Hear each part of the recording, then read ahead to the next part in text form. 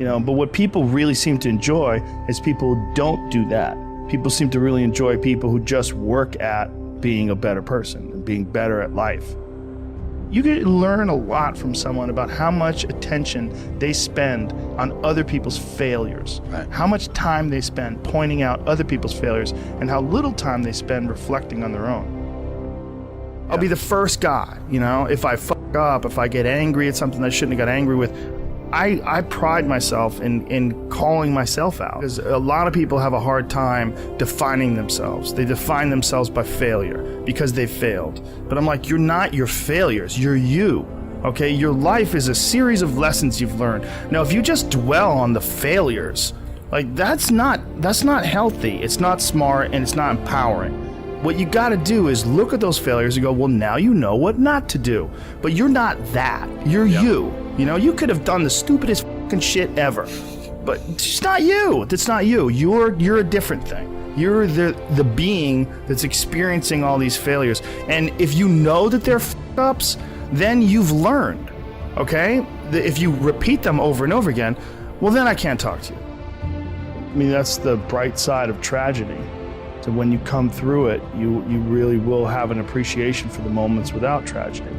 You don't really feel it unless unless life burns you. You don't really feel it.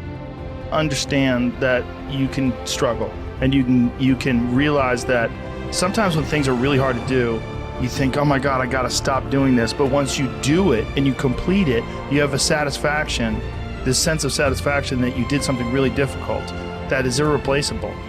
I think the idea that's important is action. Do things. Yes. Actually do things. To procrastinate and sit around and debate things forever before anything gets done, there's a proper balance though of enough action and enough thinking.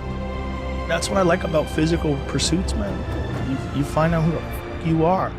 You find out whether or not you're that person who can keep going, whether you're that person who is consistent. So many people, they start off like, I'm gonna run a mile a day, and they run a mile a day for a couple weeks and they fuck off. It's consistency. This showing up when you don't want to show up, forcing yourself to do things you don't want to, but then reaping the rewards. I think also stepping away from the hum of civilization is good too, because whether we like it or not, we're caught up in the hum of civilization in a way that it's almost impossible to measure. It's happening to you if you're in traffic. It's happening to you when you're around large groups of people. There's a constant inundation of input from other folks. And when you're in the woods, one of the first things that you realize, especially when you sit down and you look out over a large ridge and valleys, you see the mountains behind it, you realize this stuff doesn't give a fuck about me. Right. It's been here long before me. It'll be here long after I'm gone. Perspective. Yeah. It's the ultimate perspective enhancer. And, it's just, you just look around, you just see these things that are out here hustling. Just birds looking for shit to eat, and animals looking to eat a bird, and then other birds flying around looking for animals that are, eating on the ground. It's crazy. It's something that if you're not accustomed to it, it's not a normal experience for you. When you get out there and you soak it all in, and you are in the forest and you are in nature, it's very humbling, very humbling. It just puts it in perspective. Like, you're just a part of this insanely huge ecosystem, and these cities and this hum, this unnatural thing that we've created that we really haven't adjusted to yet.